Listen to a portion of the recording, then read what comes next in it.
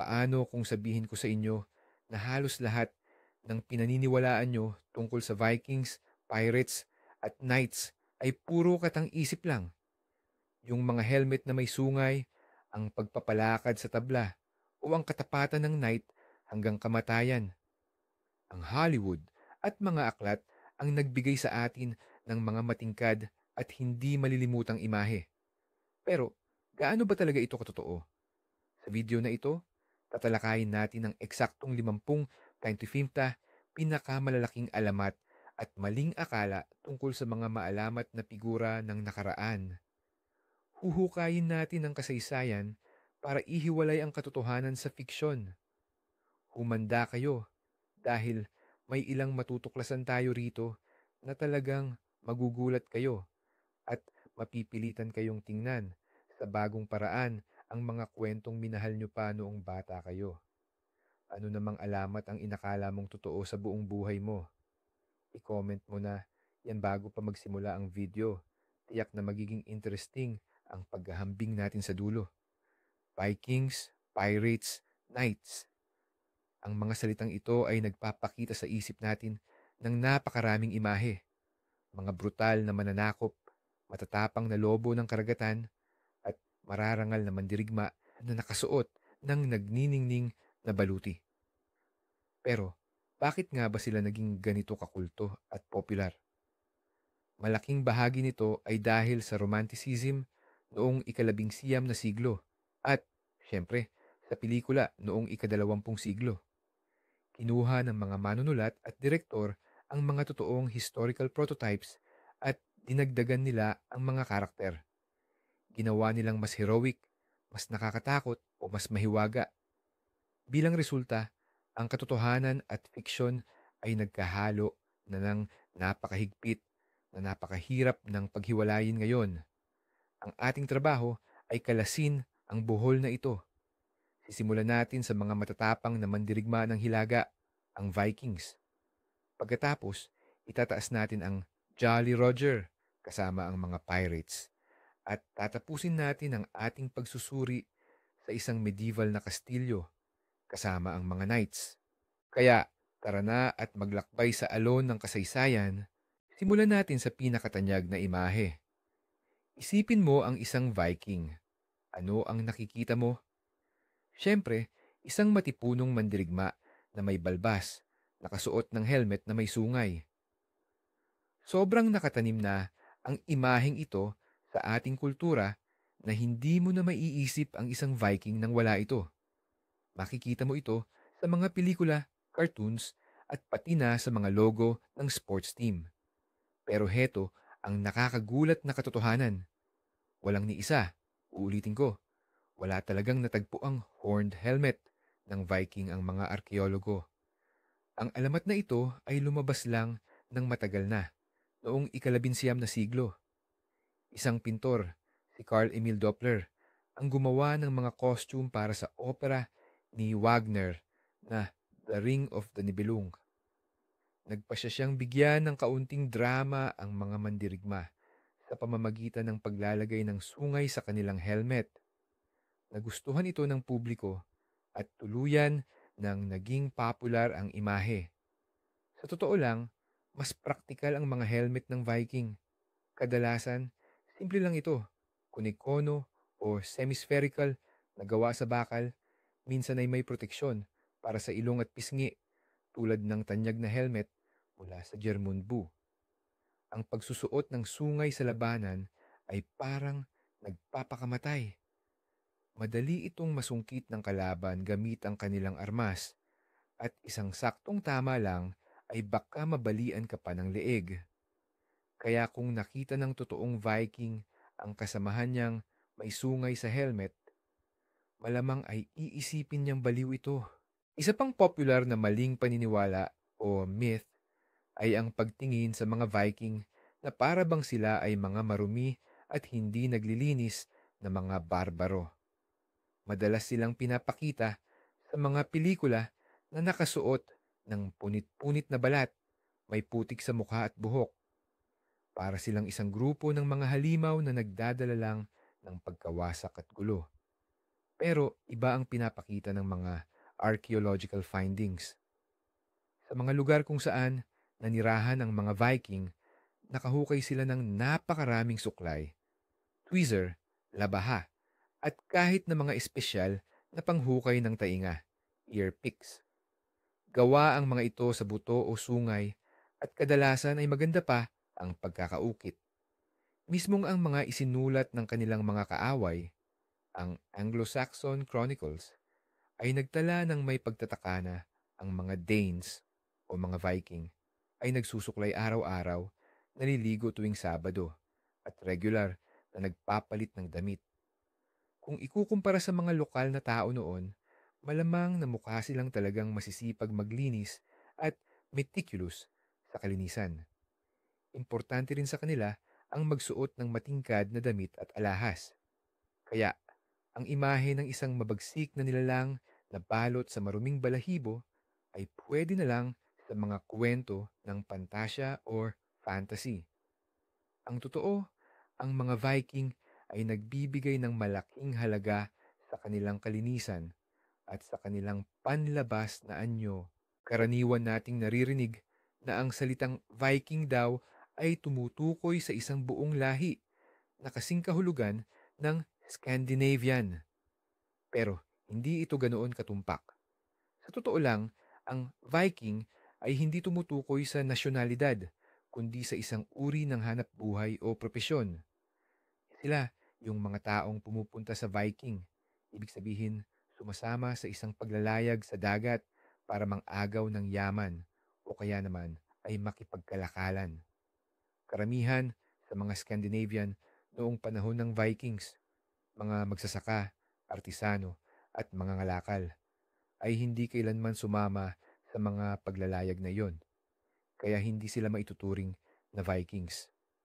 Higit pa riyan, hindi lahat ng Vikings ay Scandinavian. Ang mga kasama sa kanilang grupo ay pwedeng may mga Slav, Balt at Finn. Sa madaling salita, mas tamang tawagin silang isang internasyonal na kapatiran ng mga mandirigma at mga naghahanap ng pakikipagsapalaran. Posibleng naging Viking ka lang nung bata ka pa, tapos bumalik ka na sa inyo, bumili ng lupa, at naging simpleng magsasaka na ulit.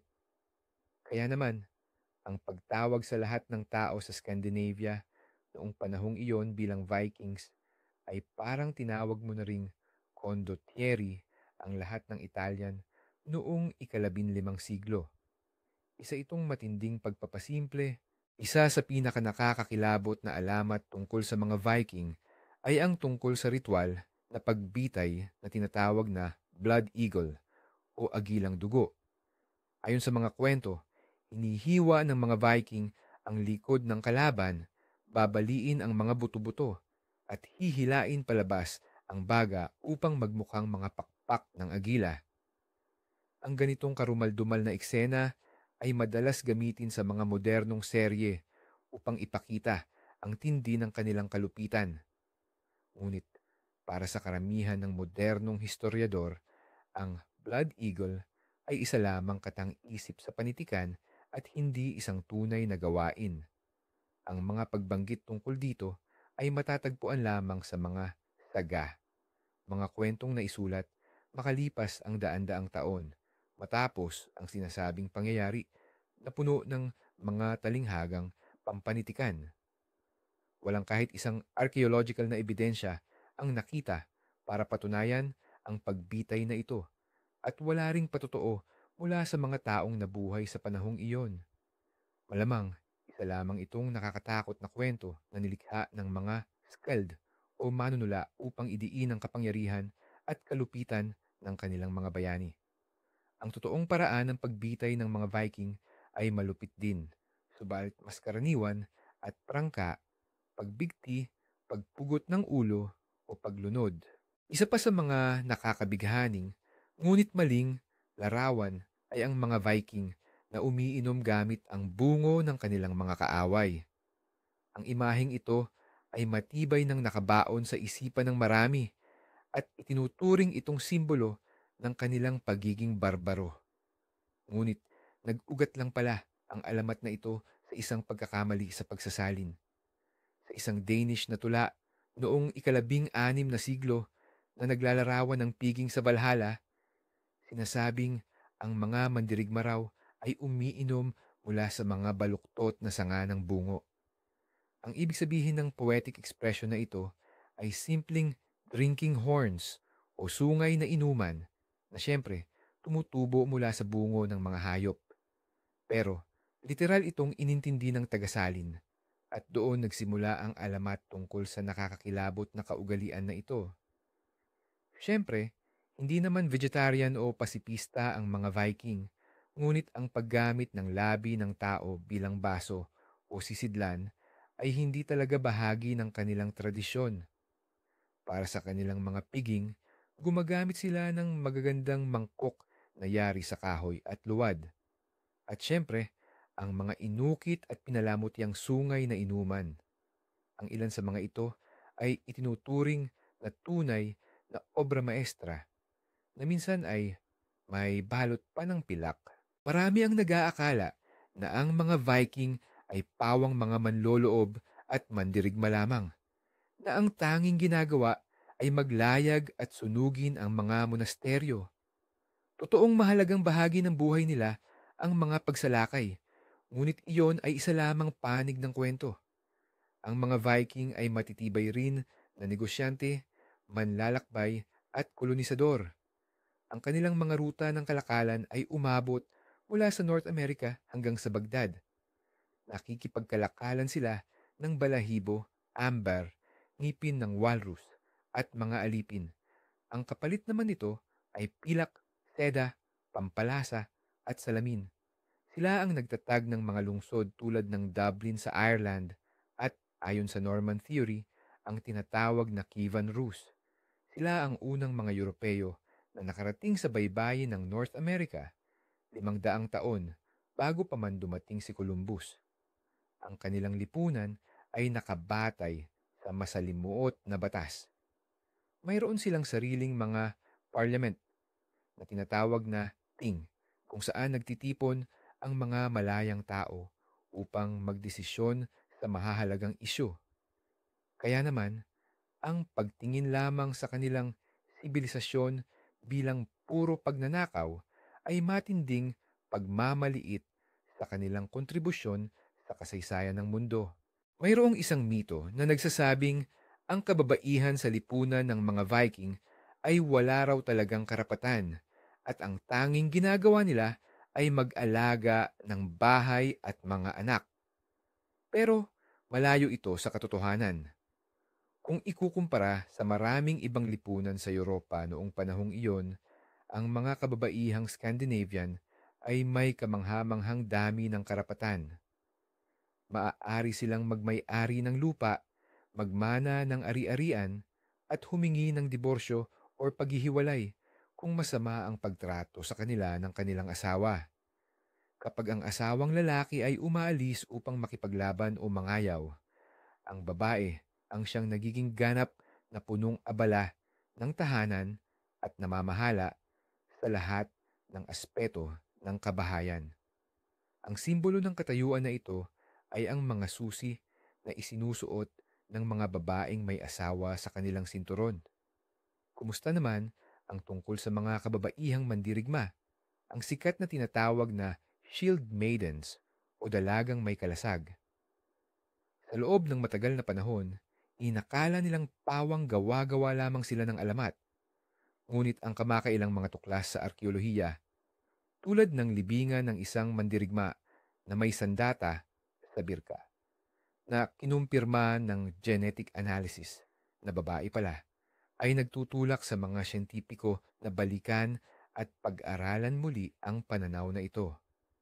Marahil, ang pagkakaroon ng mga kababaihang mandirigma ay hindi ganoon kadalang mangyari.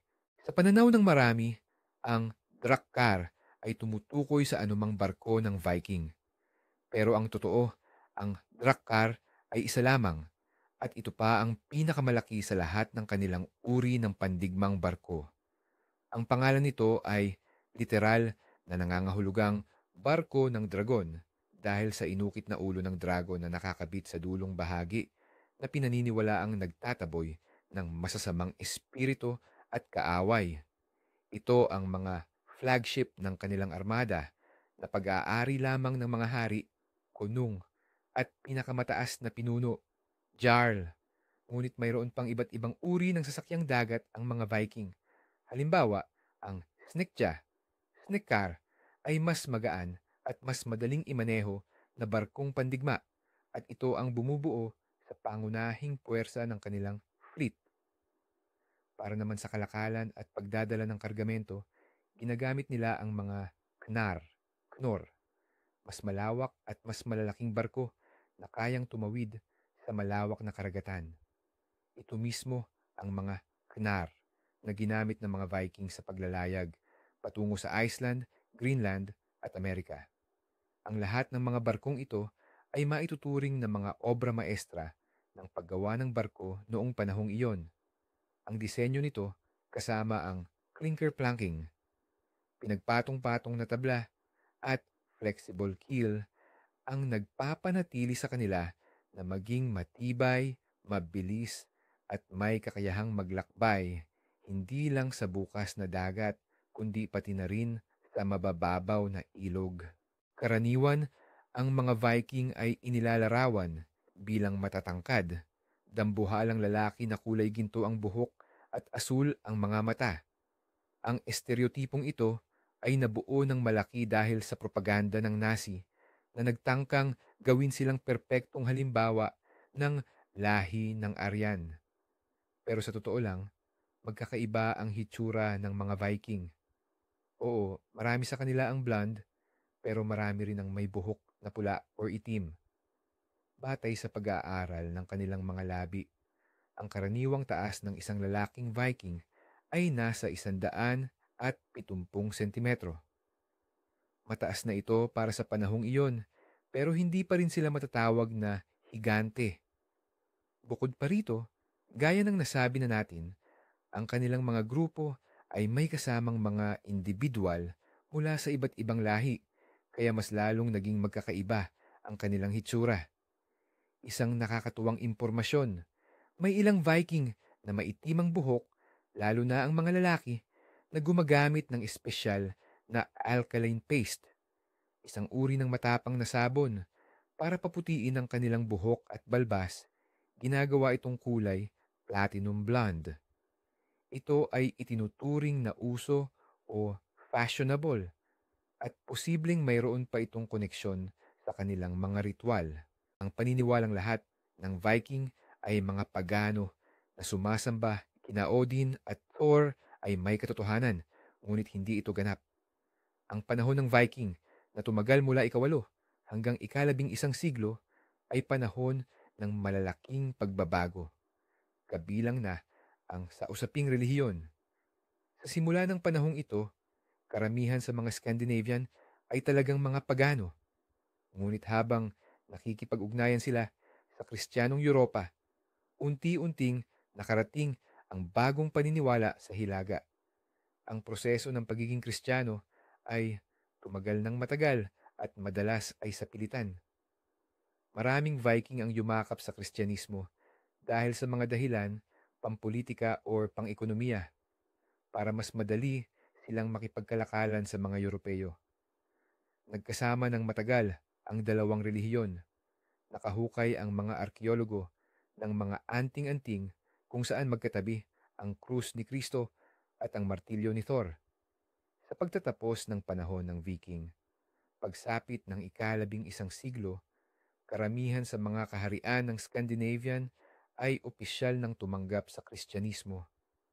Kaya, ang imahe ng Viking na pagano ay tumutukoy lamang sa maagang bahagi ng panahong ito. Tara, sumakay tayo sa barko ng mga pirata.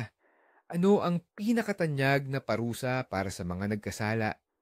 Siyempre, ang paglakarin sa tabla. Nakita na natin ito ng daang beses. Nakapiring ang mata, tinututukan ng baril, ang tao ay humahakbang sa huling sandali sa ibabaw ng tubig na punong-puno ng pating. Nakakatakot pakinggan at saktong-sakto sa imahe ng pirata. Pero ang totoo, halos hindi ito nangyayari sa totoong buhay. Ang imaheng ito ay pinasikat lang ng literatura, lalo na sa librong Treasure Island ni Robert Louis Stevenson. Sa mga makasaysayang dokumento noong Golden Age of Piracy, iyon ay ang huling bahagi ng ikalabimpito hanggang simula ng ikalabing-walong siglo. Ang pagbanggit sa paglakad sa tabla ay napakabihira, halos wala. Ang totoo, mas mabilis at mas epektibo ang mga paraan ng pirata sa pagpaparusa. Kadalasang ang mga bihag o nagre-rebelde ay itinatapon lang sa dagat, pinapatay agad, o kaya bilang isang espesyal na pabor, iniiwan sa isang walang taong isla na may isang bote ng tubig at isang baril na may isang balalang. Ito ang tinatawag na maroning. Kaya ang paglakad sa tabla ay mas maituturing na gimmick ng Hollywood para tumindi ang drama kaysa sa totoong gawin ng mga pirata. Isa pa sa mga hindi pwedeng mawala sa isang pirata ay ang treasure map or mapa ng kayamanan, kung saan may malaking X-as na tumuturo sa kinalalagyan ng nakabaong kaban ng ginto. Ang linyang, ang X-course ang nagmamarka sa lugar. X marks the spot ay talagang kumalat at naging pamoso. Pero nakakalungkot isipin na isa lang din itong katang-isip na pinasikat uli ng aklat na Treasure Island. Sa totoo lang, halos hindi nagbaon ng mga kayamanan ang mga totoong pirata. Bakit pa? Wala itong katuturan. Ang pera ay kailangan nila agad-agad para maubos sa room, mga babae, at iba't ibang libangan sa mga daungan ng pirata tulad ng Tortuga o Port Royal. Ang kanilang nakukuha na tinatawag nilang prize ay hinahati agad-agad sa buong tripulante pagkatapos ma-raid ang barko base sa mga porsyentong nakasulat sa kanilang pirate code or kodigo ng pirata. Mapanganib itong ibaon sa lupa. Paano kung mamatay ka? Walang sino man ang makakahanap ng kayamanan mo. Ang tanging kilalang pirata na nagbaon talaga ng kayamanan ay si Kapitan William Kidd. Pero ginawa niya iyon dala ng matinding desperasyon, umaasang magagamit niya ang mga kayamanan para ipagtanggol ang sarili niya sa bandang huli. Sa huli, binitay pa rin siya. Pero ang kayamanang nahanap ay lalo lang nagpainit sa imahinasyon ng mga treasure hunter sa loob ng maraming dantaon. Pamilyar na tayo sa klasikong imahe ng pirata. Yung may itim na piring sa isang mata. Karamihan ay naniniwalang sinusuot nila ito dahil nawalan sila ng mata sa gitna ng labanan.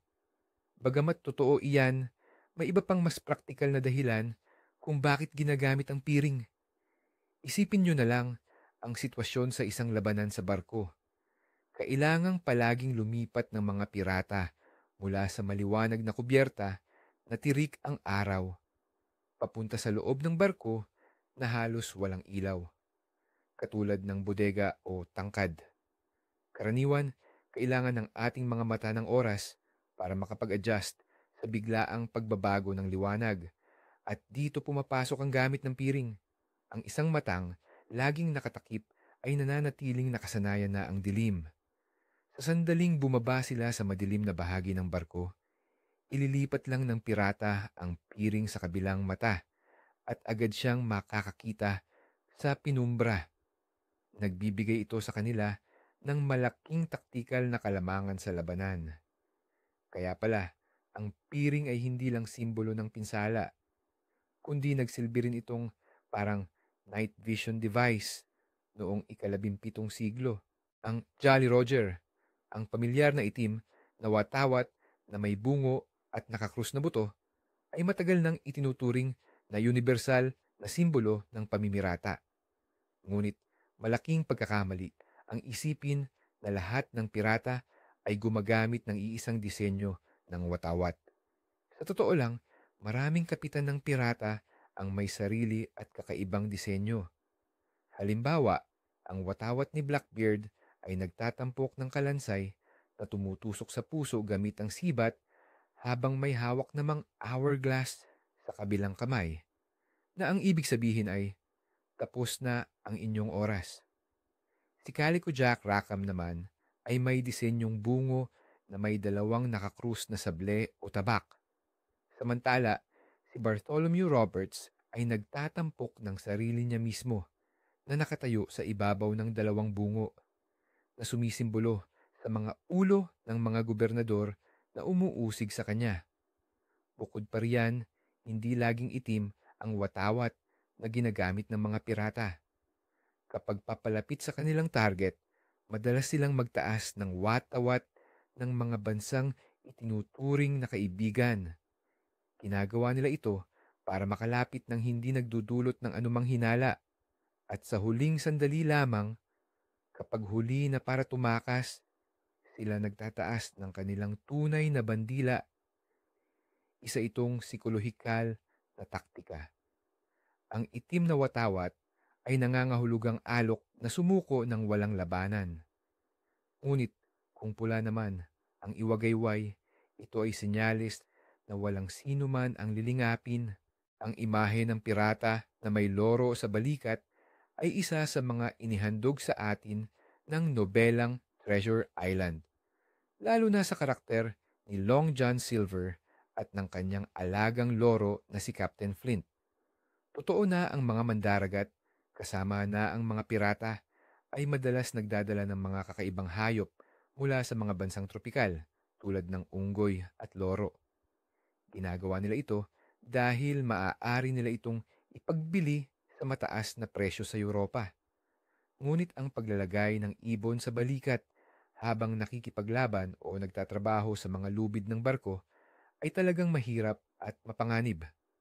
Maaaring matakot ang loro, kumapit ng mariin gamit ang kuko, at makaistorbo sa pinakamahalagang sandali.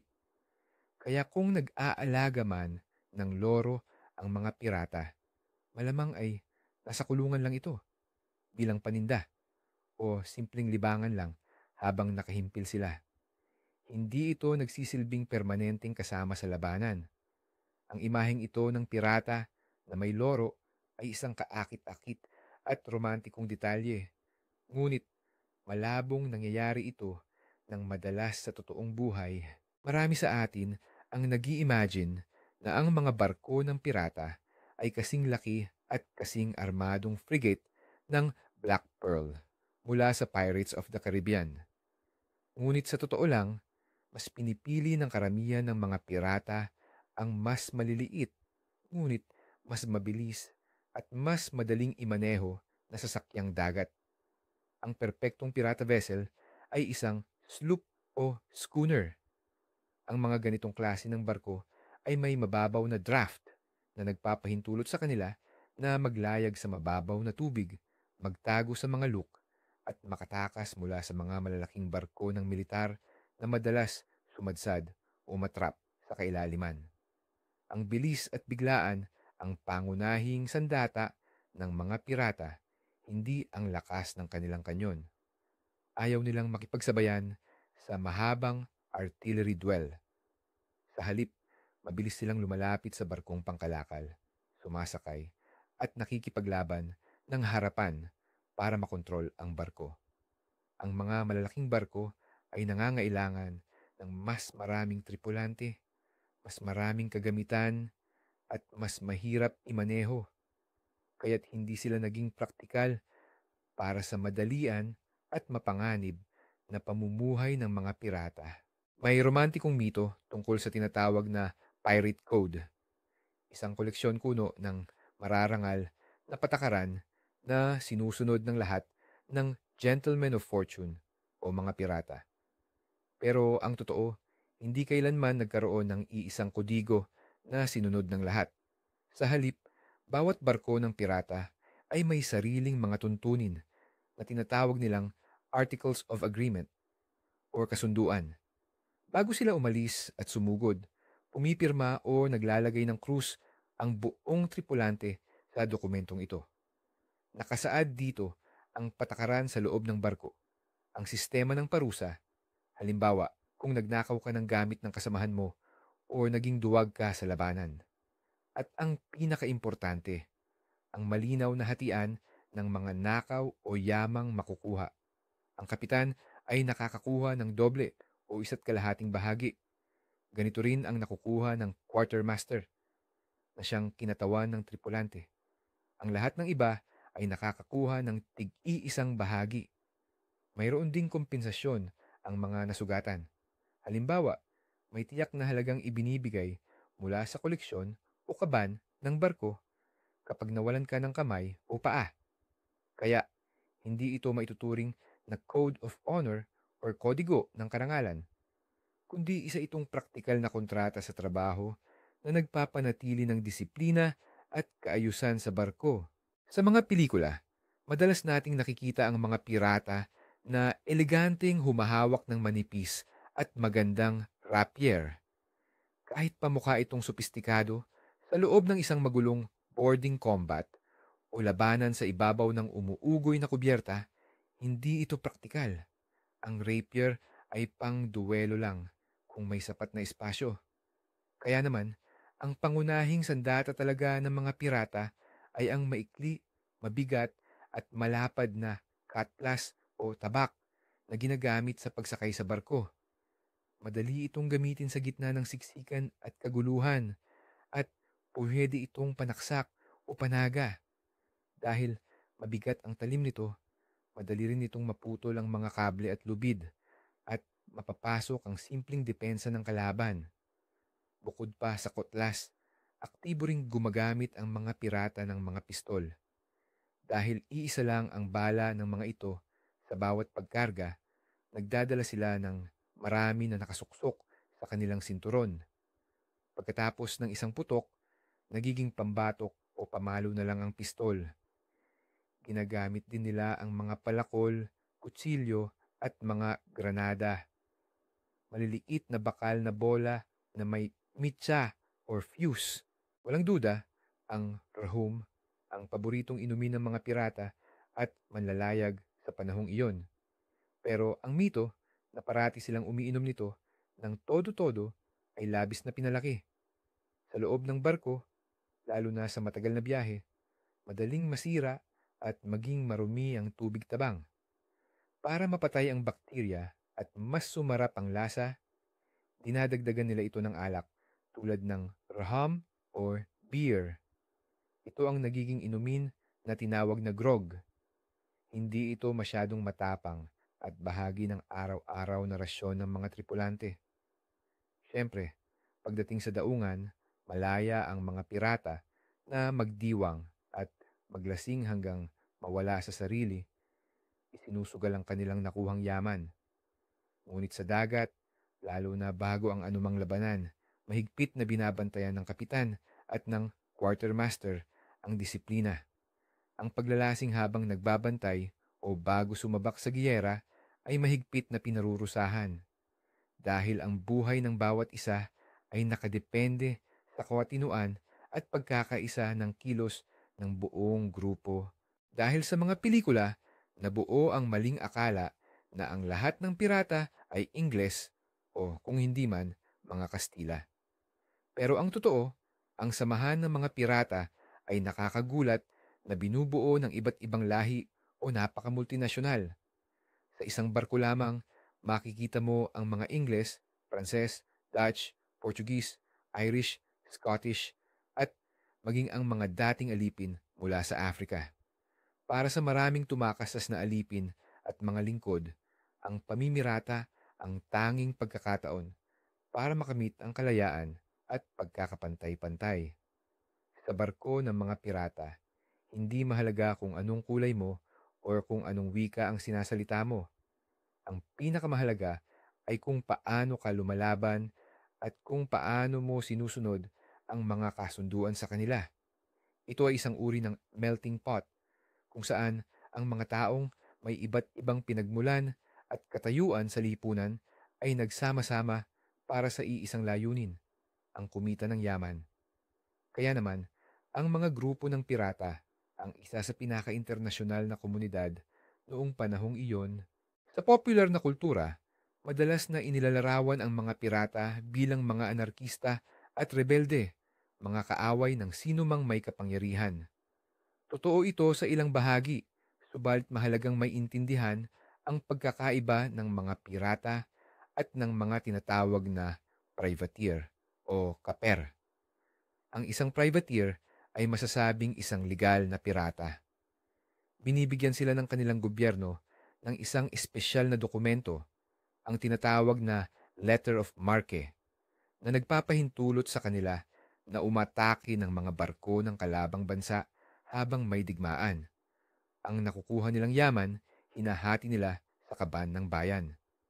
Maraming tanyag na pirata, tulad ni na Sir Francis Drake at Captain Henry Morgan, ang sa katunayan ay mga privateer na naglilingkod sa korona ng Inglaterra sa malaking bahagi ng kanilang karera. Kapag natapos ang digmaan, nagiging walang bisa na ang kanilang letter of marque. Ang ilang kapitan ay bumabalik sa payapang pamumuhay, ngunit ang iba, dahil ayaw bitawan ang kumikitang hanap buhay, ay nagpatuloy sa pagnanakaw ng barko, ngunit sa sarili na nilang peligro. Sila na ngayon ang mga tunay na pirata na nangangahulugang sila ay mga kriminal na sa paningin ng lahat ng bansa. Maraming tao ang nag-iisip na ang pamimirata ay trabaho lang ng mga lalaki. Ngunit may mga kilalang babaeng pirata sa kasaysayan na hindi nagpahuli sa galing sa mga lalaking kapwa nila pirata. Ang pinakatanyag sa kanila ay sina Anne Bonny at Mary Read, na miyembro ng crew ni Calico Jack Rackham. Nagdadamit sila ng panlalaki, napakahusay nilang gumamit ng armas, at kilala sila sa kanilang tapang at kalupitan sa labanan. Nang masakop ang kanilang barko, silang dalawa lang at isa pang pirata ang matapang na lumaban habang lasing at tulog ang karamihan sa kanilang mga kasamahan. Pareho silang sinentensyahan ng bitay, pero nakaiwas sila sa kamatayan dahil idineklara nilang sila ay nagdadalang tao. Hanggang ngayon, hindi pa rin lubos na alam kung ano ang nangyari sa kanilang dalawa. May isa pang maalamat na figura, si Ginang Zheng, or mas kilala bilang Qingxi ng China. Noong simula ng ika-19 na siglo, namuno siya sa isang napakalaking armada ng mga pirata. Daan-daang barko at libu-libong tauhan ang nasa ilalim ng kanyang utos. Napakalakas niya, kaya't ang gobyerno ng China mismo ang nag-alok sa kanya ng amnestya o pagpapatawad kapalit ng paghinto niya sa pamimirata. Ang paniniwala na may espesyal na tono ng pagsasalita ang mga pirata, yung tipong may yo-ho-ho or kaya'y full speed ahead, thousand devils, ay utang natin sa aktor na si Robert Newton. Noong dekada 50 ng ika-20 siglo, gumanap siya bilang si Long John Silver sa pelikulang Treasure Island. Dito, inimbento niya ang kakaibang pagulong na accent, rolling accent para sa karakter na ibinas niya sa dialekto ng kaniyang probinsya, ang West Country sa England. Sobrang nagustuhan ng mga manonood ang image na ito, kaya naging Hollywood standard na ito sa paglalarawan ng mga pirata sa pelikula. Pero ang totoo, tulad ng nabanggit na natin, ang mga pirate crew ay multinational. Ibig sabihin, makakarinig ka ng iba't ibang aksento at wika sa isang barko. Walang iisang pirate accent na umiiral. Ito ay isa lamang makulay na dagdag na detalye o colorful touch na inihalo ng sinehan upang mas maging romantiko at kapana-panabik ang imahe ng mga tulisan sa dagat. Sa mga nobelang pang-abintura, madalas nating mabasa na dinudukot ng mga pirata ang mga maharlikang babae o anak ng gobernador para makahingi ng malaking tubo.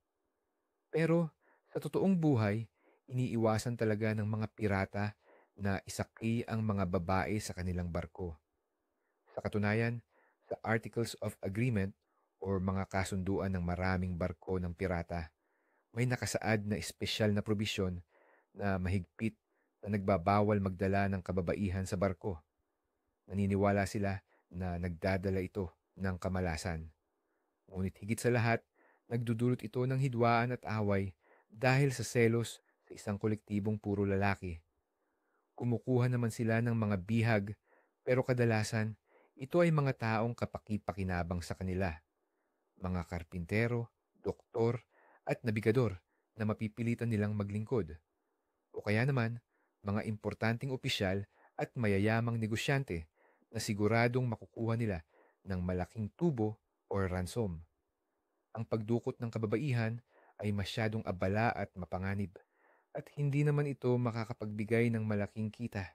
Karaniwan nating naririnig na ang mga pirata raw ay pawang malulupit, uhaw sa dugo, at walang awang mamamatay tao.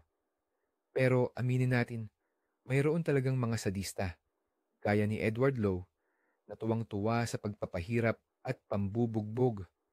Ngunit para sa karamihan ng pirata, ang karahasan ay hindi layunin, kundi isang kasangkapan. Ang pangunahing target nila ay makuha ang barko at kargamento nang hindi sila gaanong nasasaktan o nalulugi. Kaya naman, sinadya nilang bumuo ng nakakatakot na imahe.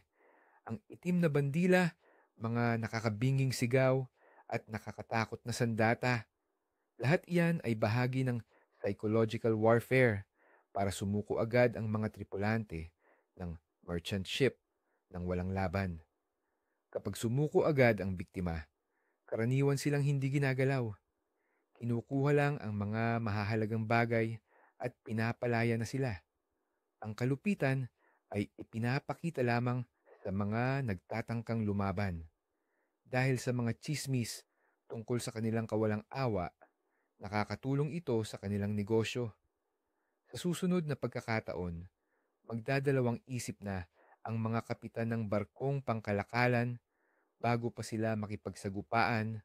Balikan natin ang panahon ng Middle Ages at ang mga marangal na knights. Sa ating imahinasyon, lagi natin silang nakikitang nakasuot ng full plate armor na kumikinang na parang salamin. Papunta sila sa isang torneo o kaya sa krusada, at ang araw ay sumasalamin sa kanilang pinakintab na bakal. Napakagandang tingnan nito, pero hindi ito ganap na tumpak.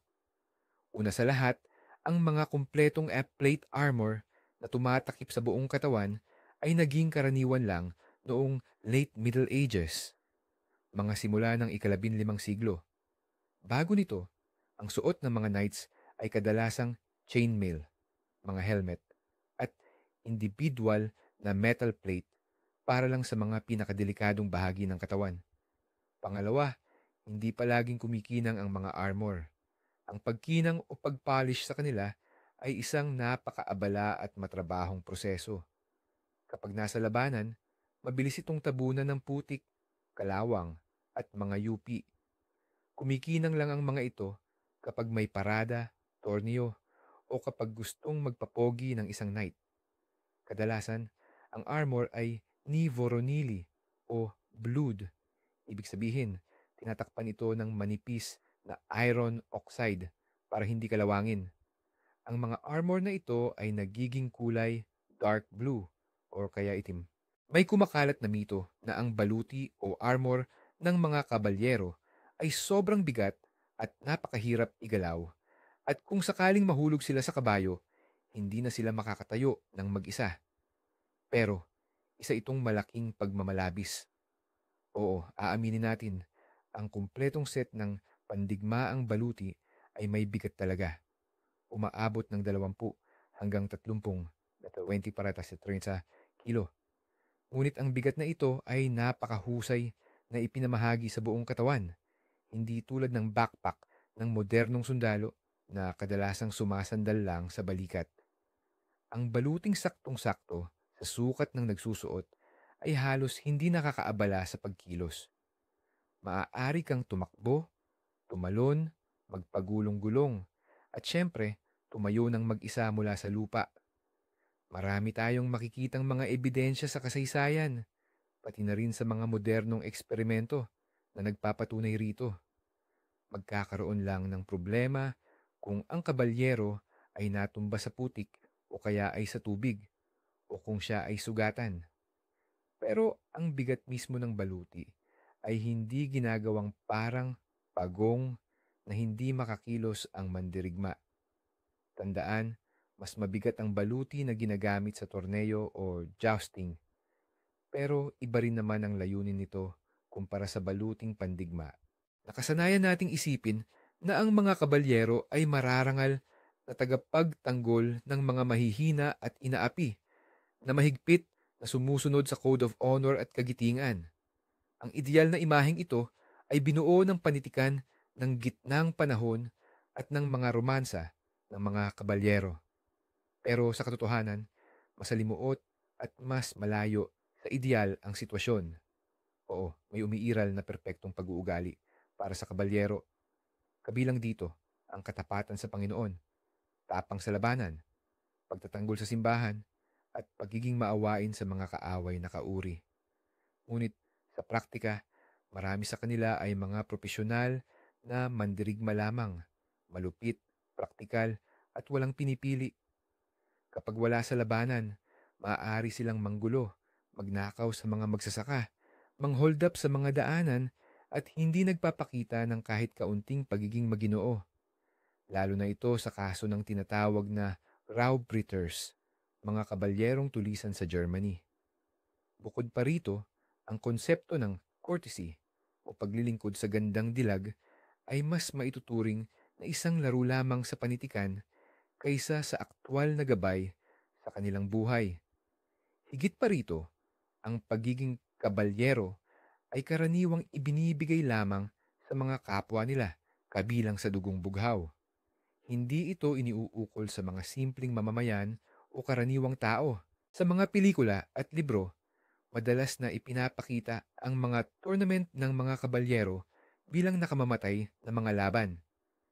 Dito, naglalaban umano ang mga kabalyero hanggang mamatay para lang malibang ang publiko. Pero sa katunayan, ang mga klasikong as tournament ay isa lamang palakasan. Maituturing mo itong bersyon ng Formula 1 noong panahong medieval. Ang pangunahing layunin nito ay hindi ang mapatay ang kalaban. Bagkus, ito ay para magpakita ng kagitingan, husay sa paghawak ng sandata, at syempre, para kumita.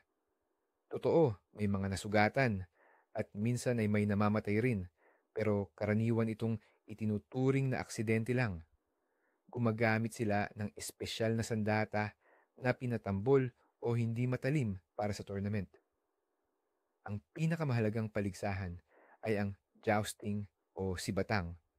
Kailangan mong mapatalsik ang kalaban mula sa kanyang kabayo o kaya naman ay mabasag ang sibat mo sa kalasag niya. Ang matatalong kabalyero ay kailangang ibigay ang kanyang baluti or armor at kabayo sa nanalo. Napakamahal nito, syempre. Kaya naman, ang mga tournament ay naging paraan din para mapaganda ang katayuang pinansyal ng mga kabalyerong hindi gaanong mayaman. Mayroon ding mga totoong nakamamatay na labanan, yung tipong hanggang sa huling patak ng dugo. Ngunit isa itong hiwalay na kategorya ng judicial combat, labanan sa hukuman, at hindi ito bahagi ng mga paligsahang pang-aliw.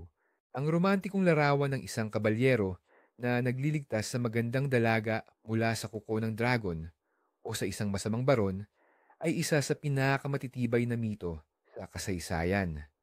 Ang ganitong kwento ay pangunahing tema sa maraming kwento ng mga kabalyero. Pero sa realidad, ang pag-aasawa sa lipunan ng mga maharlika noong Middle Ages ay isa lamang alyansang politikal at ekonomikal. Inaayos ito ng mga magulang para magkaisa ang mga lupain, bumuo ng kasunduan o makakuha ng dote. Bihira o halos hindi isinasaalang-alang ang damdamin ng mga ikakasal. Siyempre, hindi ibig sabihin na walang pag-ibig, pero hindi ito ang nagiging batayan ng kasal. At ang tinatawag na pagliligtas sa dalaga ay kadalasan simpleng pagdukot lang sa babaeng tagapagmana para mapilitan siyang pakasalan at makuha ang kanyang mga ari-arian. Ito ay itinuturing na pangkaraniwang krimen noong Middle Ages.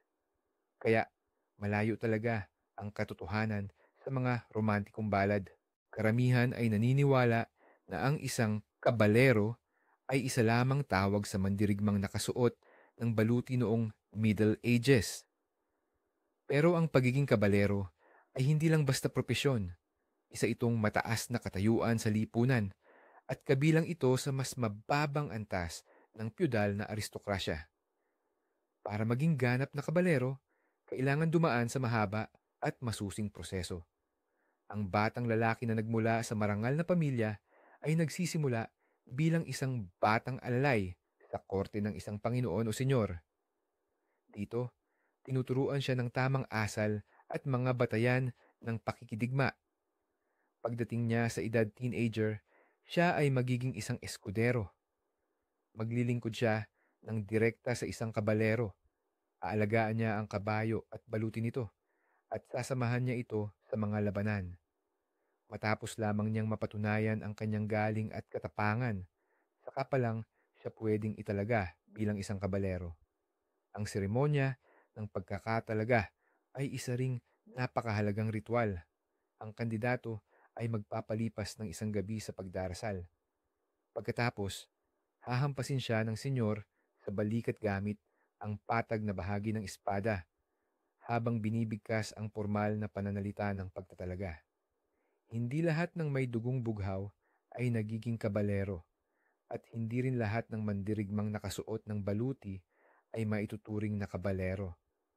Mayroon ding mga simpleng sundalo at mersenaryo, mga bayarang mandirigma na hindi talaga kabilang sa antas ng mga kabalero. Sa mga pelikula, madalas nating makita ang mga kabalyero na gumagamit ng dambuhalang two-handed sword at walang kahirap-hirap na pumuputol sa kalaban. Ang mga espadang gaya ng Zweihander or Claymore ay totoo ngang nag-exist pero hindi ito ang pangunahing sandata ng isang kabalyero. Masasabing isa itong espesyal na sandata para sa mga foot soldier o landsknecht na ginagamit para bungkalin ang hanay ng mga kawal na may sibat. Ang tipikal na espada ng kabalyero ay pang isang kamay lamang, umaabot sa mga 70 sentimetro, ang haba at tumitimbang lang ng mahigit 1 kilo. Balanseng-balanse ito at napaka-epektibong gamitin sa paghiwa o pagtusok, mapakabayo man o nakatayo lang. Ang kabilang kamay ng kabalyero ay may hawak na mangkalasag. Nang lumaon sa pag-unlad ng plate armor or baluti, sumikat ang mga tinatawag na hand and a half sword o bastard sword na pwedeng gamitin sa isang kamay o dalawang kamay. Pero kahit ang mga ito ay hindi kasing laki o kasing bigat ng mga dambuhalang sandata na ipinapakita sa atin ng Hollywood, ang karapatan ng unang gabi o jus primae noctis ay isang pinaniniwalaang karapatan ng isang Panginoong piyudal na makasiping ang nobya ng sinuman sa kanyang mga basalyo o magsasaka sa unang gabi ng kasal. Kadalasang binabanggit ang kaugaliang ito bilang matinding halimbawa ng kalupitan at pang-aabuso ng mga senyor noong gitnang panahon. Ngunit naniniwala ang halos lahat ng modernong historiador na nag-aaral sa panahong iyon na hindi kailanman nagkaroon ng ganoong karapatan sa legal na aspekto. Wala talagang batas o dokumentong makapagpapatunay na umiiral ang gawaing ito. Malamang na ito ay isa lamang itim na mito o sadyang gawang kwento na nilikha noong panahon ng kaliwanagan, Age of Enlightenment, para punahin ang madilim na panahon at ang sistema ng feudalismo. Siyempre, may mga makapangyarihang senyor na umaabuso sa kanilang kapangyarihan at pinipilit ang mga babae. Ngunit ito ay maituturing na panggagahasa at kawalang batas at hindi isang legal at kinikilalang karapatan. May mga pagkakataong binabanggit ang isang buwis na salapi na binabayaran ng magsasaka sa senyor para pahintulutan ng kasal. Posibleng ang buwis na ito, sa paglipas ng panahon, ay naipaliwanag ng mali at itinuring na simbolikong kapalit ng karapatan ng unang gabi. Karaniwan nating naririnig ang pahayag na hinahamak daw ng mga kabalyero, knights, ang paggamit ng pana at armbalet, crossbow. Sinasabi nilang ito ay hindi marangal at duwag na sandata dahil nagbibigay ito ng pagkakataon sa isang karaniwang tao na mapatay ang isang maharlikang mandirigma mula sa malayo. Sa isang banda, may katotohanan ito. Sa pananaw ng ideolohiya nila, mas gusto ng mga kabalyero ang labanan sa malapitan, melee, kung saan may papakita nila ang kanilang personal na katapangan at kagitingan. Sinubukan pa nga ng simbahang Katolika na ipagbawal ang paggamit ng armbalet laban sa mga Kristiyano. Ngunit sa praktikal na sitwasyon, ang mga kabalyero ay mga pragmatiko. Lubos nilang nauunawaan ang bisa at epekto ng mga sandata na pangmalayuan, kaya aktibo rin nila itong ginagamit. Maraming kabalyero at maharlika mismo ang bihasa sa pagpana at paggamit ng armbalet, lalo na sa panahon ng pangangaso. At noong nagkaroon ng mga krusada, mabilis na nakita ng mga Europeo ang lakas ng mga pana ng mga Saracen. Kaya naman, sa kabila ng kanilang ideolohikal na pagtutol, sa totoong labanan, hindi iniiwasan ng mga kabalyero ang pana o armbalet. Sa halip, kumuha pa sila ng buong unit ng mga tagapana at ginamit ang mga ito bilang suporta sa kanilang mga opensiba. Ang chastity belt ay isang nakakakilabot na kasangkapan na, ayon sa alamat, isinusuot ng mga kabalyero sa kanilang mga asawa bago sila umalis sa matagal na ekspedisyon para daw masiguro ang kanilang katapatan. Ang imahe ng estrukturang metal na may kandado ay naging matatag na bahagi ng kultura na itinuturing na simbolo ng matinding pagkamuhi sa kababaihan or misogyny noong Middle Ages. Ngunit, tulad ng kaso ng kontrobersyal na mitong Droit du Seigneur, naniniwala ang mga historiador na ang chastity belt ay isa lamang alamat. Wala talagang matibay na ebidensya na ginamit ang mga ganitong kagamitan noong medieval period. Karamihan pa nga sa mga chastity belts na nakikita sa mga museo ay napag-alamang peke at gawa lang noong ika-19 na siglo. Ang ideya ng ganitong sinturon ay katawa-tawa rin sa aspetong medikal. Ang pagsusuot nito ay mabilis na magdudulot ng matitinding impeksyon at seryosong problema sa kalusugan. Kaya, mas pinaniniwalaang ito ay imbensyon lamang ng mga sumunod na siglo. Marahil ay isa lamang itong metapora o isang satirikal na imahe na sa paglipas ng panahon ay naging literal na paniniwala. Dahil sa mga pelikulang gaya ng Braveheart, naiisip natin na ang mga labanan noong panahon ng medieval ay isa lang magulong engkwentro kung saan ang dalawang malaking grupo ng mandirigma ay sumusugod at naglalaban ng walang anumang kaayusan. Pero sa katunayan, ang mga general noong panahong iyon ay may sapat na kaalaman sa taktika at estratehiya. Ang mga labanan ay maingat na pinaplano. Ang mga hukbo ay inihahanay sa isang tiyak na pormasyon.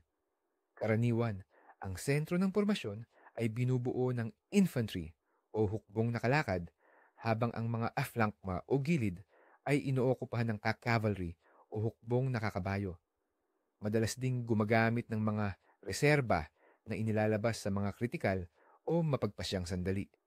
Ang mga night cavalry ang nagsisilbing pangunahing puwersang panalakay.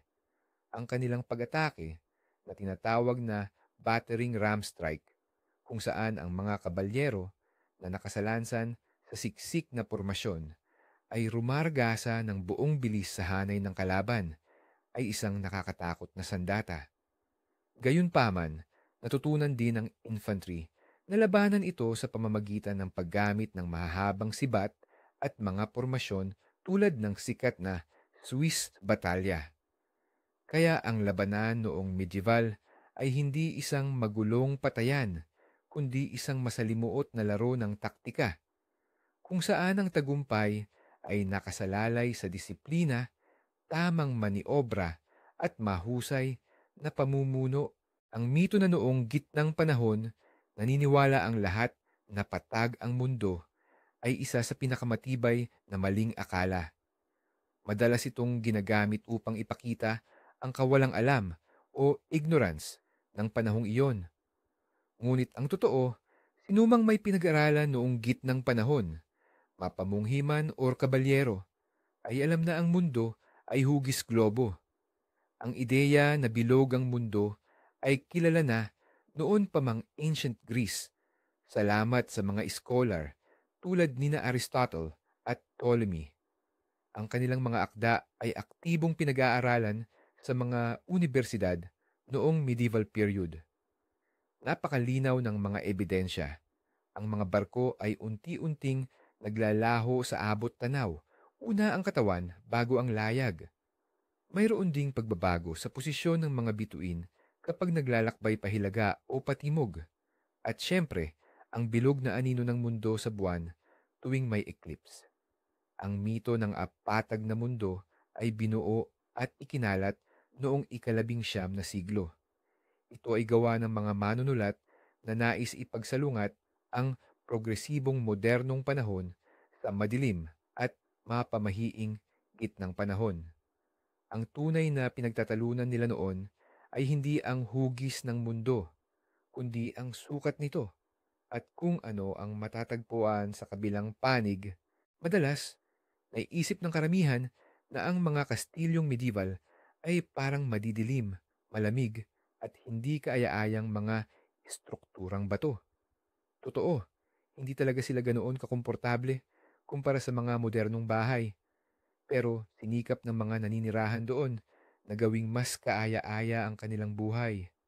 Ang mga pader sa loob ng mga tirahan ay madalas na kinakabitan ng mga kahoy na panel, sinisimento, at pinipinturahan ng matingkad na kulay. O kaya naman, sinasabitan ito ng mga malalaking tapiserya o tinatawag na gabilin at karpet. Ang mga tapiseryang ito ay hindi lamang palamuti, kundi nagsisilbi ring panlaban sa lamig. Sa bawat kwarto, mayroong malaking pugon or fireplace na nagbibigay ng init at liwanag. Ang mga sahig ay karaniwang may baldosa o kahoy at sa ibabaw nito, naglalatag sila ng mga karpet o kaya naman ay tuyong damo at tambo. Regular itong pinapalitan. Ang mga muebles ay mabibigat at functional.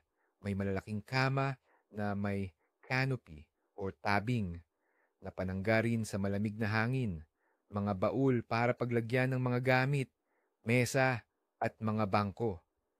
Kung gayon, hindi pala ganoon kadilim at kalungkot ang buhay sa kastilyo tulad ng madalas na sinasabi. Mayroong maling akala na ang pagluluto noong Middle Ages ay simple at walang lasa. Pero hindi ito totoo, lalo na kung ang pinag-uusapan ay ang mga maharlika. Ang lutuin ng mga Panginoong may lupa ay talagang sopistikado at masalimuot. Adorasyon nila ang mga pampalasa na dinadala mula sa silangan, tulad ng paminta, kanela, klabo, nutmeg at luya. Ang mga pampalasa ay hindi lamang nagpapahiwatig ng yaman, kundi ginagamit din ito upang mapanatili ang pagkain at matakpan ang amoy o lasa ng mga sangkap na hindi na masyadong bago. Ang mga tagapagluto ay gumagawa ng mga masalimuot na putahe, gaya ng pates, inihaw na ilang klase ng ibon na isinuksok ang isa sa loob ng isa, at mga jelly na may iba't ibang kulay. Sobrang hilig din nila ang mga sarsa na ginagawa gamit ang wine, suka, at iba't ibang uri ng damo. Dahil napakamahal ng asukal, pulot ang karaniwang ginagamit nila bilang pangpatamis. Siyempre, ang pagkain naman ng mga pangkaraniwang tao ay mas simple. Ito ay kadalasang binubuo ng mga sinabawang pagkain, tinapay, gulay, at bihira lang ang karne. Gayunpaman, sinisikap din nilang pagibayuhin ang kanilang kinakain sa pamamagitan ng paggamit ng mga halamang gamot at mga ligaw na pananim. Balikan natin ang tungkol sa mga Viking at sa kanilang mga sandata. Kadalasan, sa mga pelikula at laro, ipinapakita ang mga Viking na may malalaking palakol na dalawang kamay ang gamit. Ang palakol na iyan ay talagang mukhang nakakatakot at mabagsik. Pero, tulad ng sa mga espada ng mga kabalyero, isa lang itong pinalaking kwento o eksaherasyon. Oo, may mga palakol talaga ang mga Viking para sa labanan at tanyag itong sandata. Subalit, karamihan sa kanila ay isang kamay lang gamitin. Ang mga ito ay kahawig lang ng pangkaraniwang palakol sa trabaho, pero mas mahaba ang hawakan at mas makitid ang talim. Ang pinakatanyag sa lahat ay ang tinatawag na Danish axe o broad axe. Ito ay may mahabang hawakan na umaabot ng 1.5 metro at may malapad, manipis na talim na hugis buwan. Ang ganitong klase ng palakol ay talagang ginagamit ng dalawang kamay. Isa itong napakalakas na sandata na kayang lumusot sa kalasag at baluti. Ngunit kailangan nito ng malaking espasyo para makapag-imbay ng maayos. Kaya naman nagiging lantad sa atake ang mandirigma. Kaya naman, mas pinili ng karamihan sa mga Viking ang mas universal na kombinasyon, isang kamay na palakol o espada at kalasag. May isa pang maling paniniwala o mito tungkol sa mga Viking at ito ay patungkol sa kung paano sila naglilibing. Madalas natin itong makita sa pelikula. Ang bangkay ng namatay na pinuno ay inilalagay sa isang mahabang bangka, drakkar, pinapaanod sa dagat at sinisilaban gamit ang palaso. Napakaganda at napakadramatiko ng eksenang ito, pero sa totoo lang, magkaiba ang nangyari. Totoo, may mga paglilibing sa bangka, ship burial, noon, pero ito ay pambihira at napakamahal. Tanging ang mga pinakapinuno at mayayamang Viking lang ang may ganitong pribilehiyo. Pero heto ang mali. Hindi nila sinusunog ang bangka habang nakalutang sa dagat. Sa halip, ibinabaon nila ito sa lupa at ginagawa itong malaking bunton o burol, tinatawag na kurgan. Kasabay ng yumaong pinuno, isinasama sa libingan ang kanyang mga sandata, alahas, kagamitan, at minsan ay nag-aalay pa sila ng mga hayop at paminsan-minsan pati na rin ang mga alipin para samahan siya sa kabilang buhay. Laganap din sa mga Viking ang pagsusunog ng bangkay o kremasyon, pero hindi ito ginagawa sa tubig. Sa lupa ito isinasagawa. Pagkatapos, ang abo ay kinokolekta at inililibing sa isang sisidlan o urna. Kaya, ang eksena ng drakkar na nag-aapoy habang umaanod sa dagat ay isa na namang magandang kathang-isip, isang likha ng mga romantic noong ika-19 na siglo. Madalas nating marinig na si Christopher Columbus daw ang nakatuklas ng Amerika. Pero tandaan natin na una ang mga Viking sa kanya ng 5 siglo. Bandang taong 1000 AD, narating ng Islanong manlalayag na si Leif Erikson ang North America. Siya ang anak ni Eric the Red na siyang nakatuklas naman ng Greenland. Pinangalanan niya ang mga lupaing natuklasan niya, Helluland, na ang ibig sabihin ay lupain ng patag na mga bato, Markland o lupaing gubat, at Vinland na pwedeng mga hulugang lupain ng ubas o lupain ng pastulan. Sa Vinland, nagtatag pa nga ang mga Viking ng maliit na pamayanan. Sa loob ng mahabang panahon, ang mga kwentong ito na nakasulat sa Saga of Eric the Red at Saga of the Greenlanders ay itinuturing lamang na mga alamat. Pero noong taong 1960, sa Lands o Meadows sa isla ng Newfoundland, may natuklasan ng mga arkeologo. Nahukay nila ang mga labi ng isang pamayanang Scandinavian na nagpatunay sa katotohanan ng mga saga. Gayunpaman, hindi nagtagal ang pamayanang ito. Kinailangan itong iwanan ng mga Viking dahil sa pakikipag-engkwentro nila sa mga katutubo. na tinawag nilang Skrylings. Ang mga berserker ay mga sikat na mandirigmang Viking. Ayon sa mga lumang alamat, lumalaban sila sa sukdulang galit at parang hindi nasasaktan. Kinakagat pa ang kanilang kalasag habang sumusugod sa kalaban kahit walang saplot na baluti. Pinaniniwalaan na sila ay inaalihan ng espiritu ng oso o lobo. Ang imahe na ito ng isang mandirigma na nasa matinding trance ay napakapopular. Pero sino ba talaga sila? Hanggang ngayon, pinagdidebatituhan pa rin iyan ng mga eksperto at siyentipiko. Mayroong ilang bersyon. Ang isa ay nagsasabing nakukuha ng mga berserker ang estado ng pagwawala sa pamamagitan ng ritual at self-suggestion. Sa isa namang teorya, gumagamit daw sila ng mga psychoactive na sangkap gaya ng inumin na gawa sa kabuti.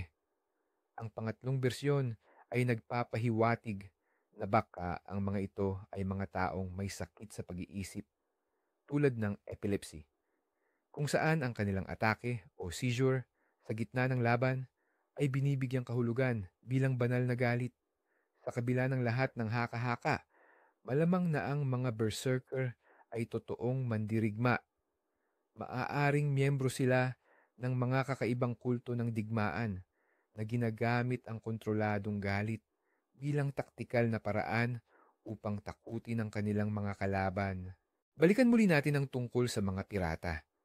Kadalasan, akala ng marami ay tumagal ng daan-daang taon ang ginintuang panahon ng pirata, Golden Age of Piracy. Pero sa totoo lang, ang pinakatanyag na panahong ito ng mga pirata ay nakakagulat na maikli. Ayon sa mga historiador, karaniwan itong nangyari sa pagitan ng mga taong 1650 hanggang 1730 at ang peak o pinakamasiglang aktibidad kung saan nakilala ang mga sikat tulad ni na Blackbeard, Calico Jack at Bartholomew Roberts ay mas maiksi pa mula 1716 hanggang 1726. Isang dekada lang talaga. Kaya ano ba ang nagdala ng biglaang pag-usbong ng pirata? Pangunahin, ito ay ang pagtatapos ng digmaan para sa paghalili sa trono ng Espanya, War of the Spanish Succession. Libu-libong mga privateer at mga marinong militar ang nawalan ng trabaho at dahil ayaw nilang maranasan ulit ang kahirapan, nagpasya silang maging pirata. Ang nagtapos naman sa panahong ito ay ang pinagsamasamang pagkilos ng mga navy ng mga pangunahing bansa. Nagsimula silang agresibong manghuli sa mga pirata, dahilan para maging sobrang delikado na ang kanilang hanap buhay. Alalahanin natin ang sikat na eksena sa Pirates of the Caribbean, kung saan napadpad ang mga bida sa isang walang taong isla. Ang ganitong uri ng parusa, nakilala bilang marooning, ay talagang ginagawa ng mga pirata. Mas tinatanaw raw nila itong mas makatao kaysa sa pagpatay. Ang nagkasalang miyembro ng tripulante o kaya ang kapitan ng barkong nasakop ay iniiwan sa isang maliit na walang taong isla na kadalasan ay malayo sa mga ruta ng kalakalan. Binibigyan siya ng kaunting inuming tubig, isang armas, madalas isang pistola na may isang bala lamang, at minsan ay isang bote ng rum. Ito ang naging pagpipilian niya. Mabagal na kamatayan dahil sa gutom at uhaw, o kaya ay mabilis na pagpapakamatay.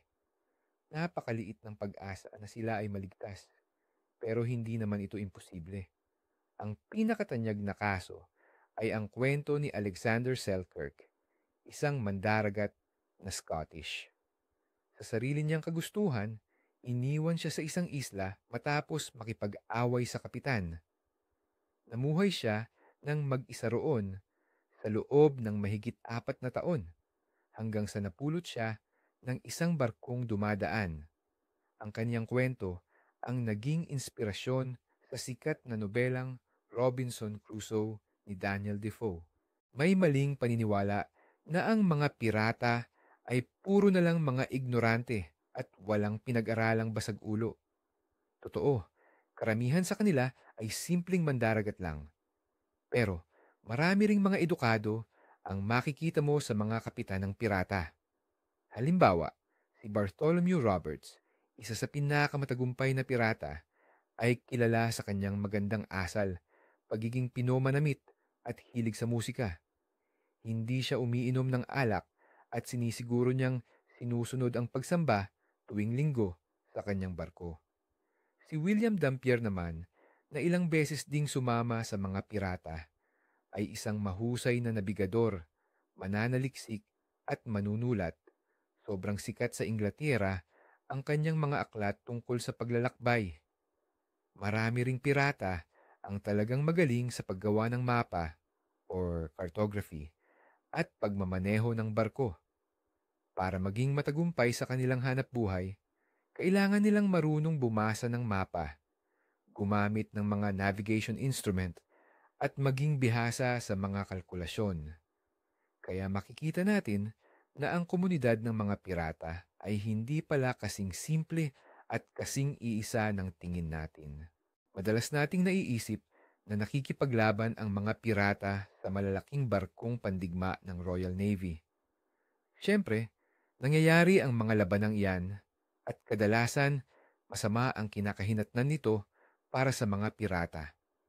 Gayunpaman, ang pangunahing target ng mga pirata ay hindi ang mga barkong pandigma, kundi ang mga barkong pangkalakal o ang tinatawag na mga merchant ship.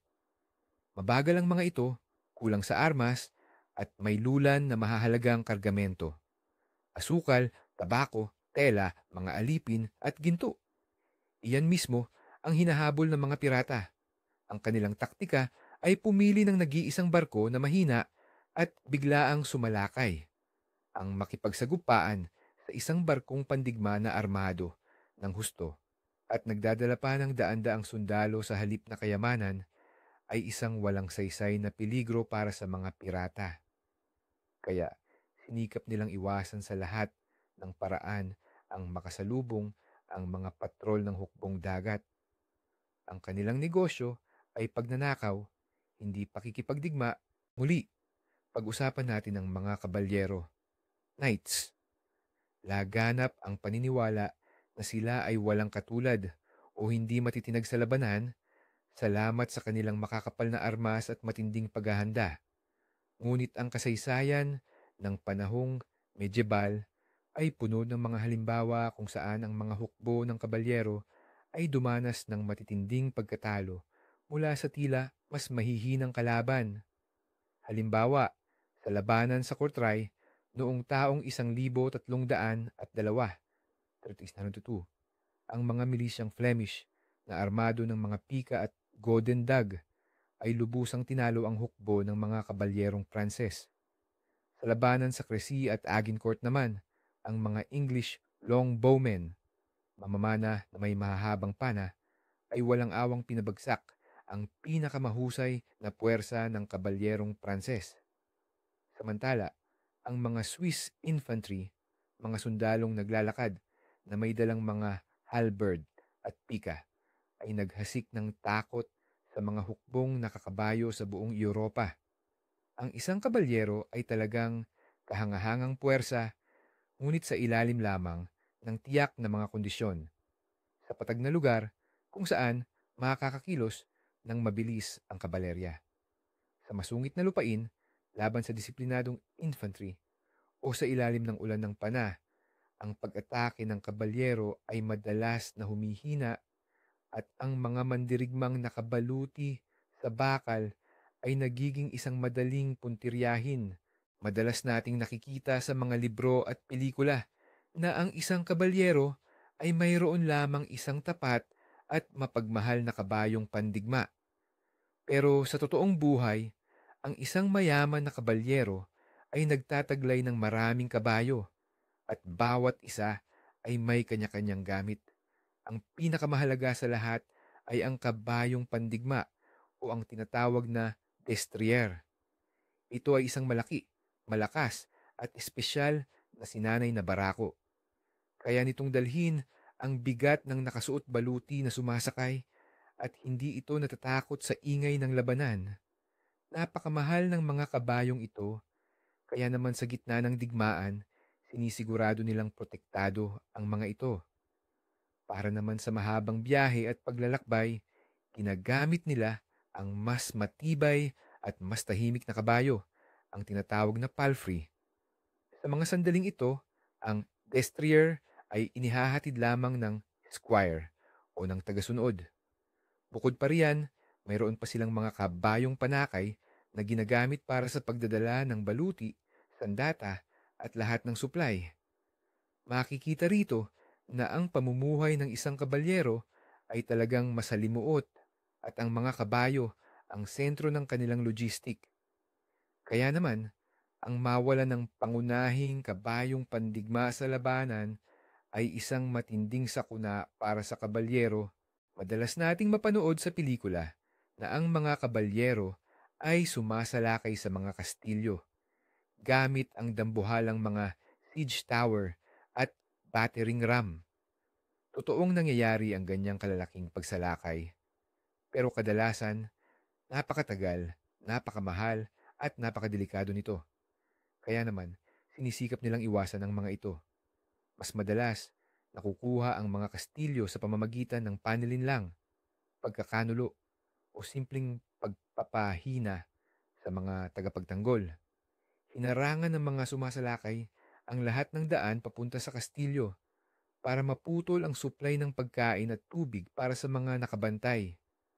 Maghihintay sila hanggang sa mapilitang sumuko ang mga tagapagtanggol dahil sa matinding gutom at sakit.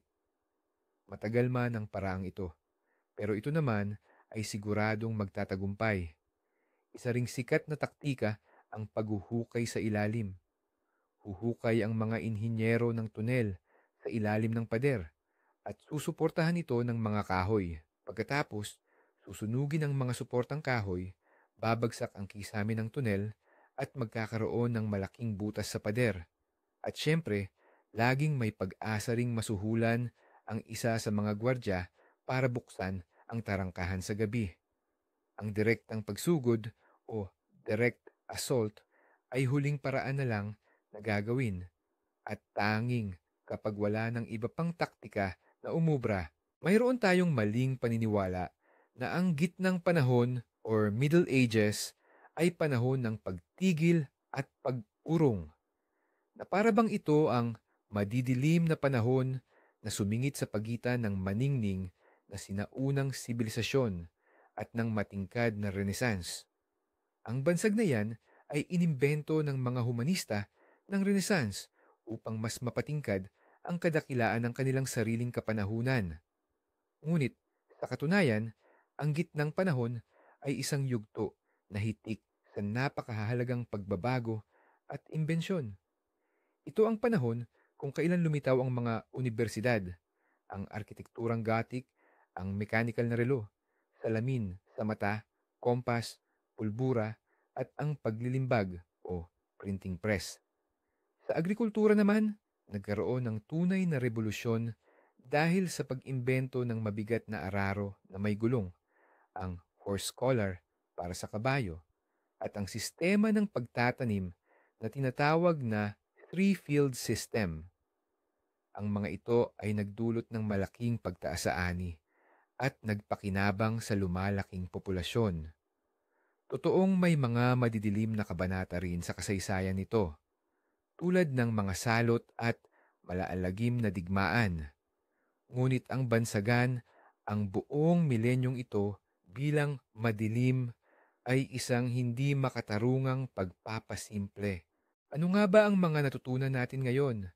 Ang mga Viking, hindi pala sila mga sungayan na barbaro, kundi mga malilinis na negosyante at matatapang na manlalakbay.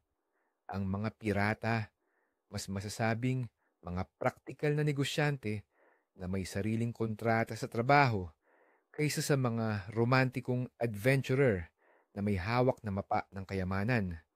At ang makikinang na baluti ng mga knights ay hindi laging nagtatago ng marangal na intensyon. Ang kanilang code of honor ay kadalasang nanatili lang sa mga pahina ng nobela.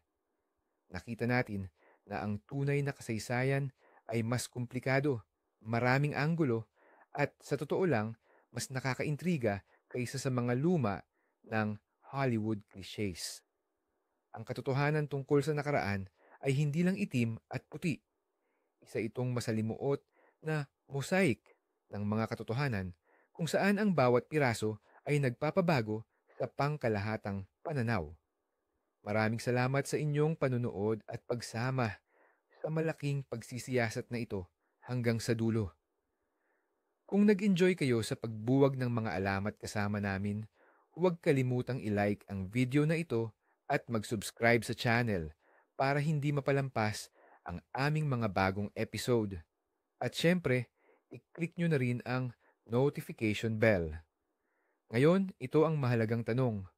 Alin sa 50 alamat na ito ang pinakanagulat sa inyo o baka mayroon pa kayong alam na maling akala na hindi namin nabanggit? Hinihintay ko ang inyong mga kwento sa comment section.